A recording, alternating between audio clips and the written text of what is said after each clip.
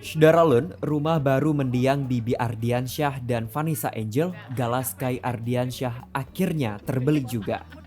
Sebelumnya, sang sahabat Vanessa Angel, Marissa Ica, sudah menggalang dana untuk Galaskai. Penggalangan dana tersebut bertujuan untuk membeli rumah sekaligus memenuhi kebutuhan Galaskai ke depannya. Dari donasi yang terkumpul, rumah tersebut akhirnya terbeli. Marissa Ica melalui akun Instagram pribadinya langsung mereview rumah sederhana tersebut. Dilansir dari kompas.com, ayah Bibi Ardiansyah, Faisal, menyebutkan rumah untuk Galaskai dibeli menggunakan uang yang dikumpulkan oleh masyarakat.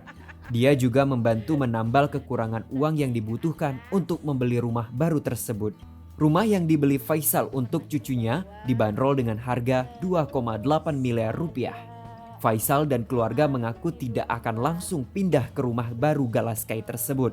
Melihat adanya pekerjaan renovasi, pihaknya berencana pindah setelah renovasi selesai jika memungkinkan.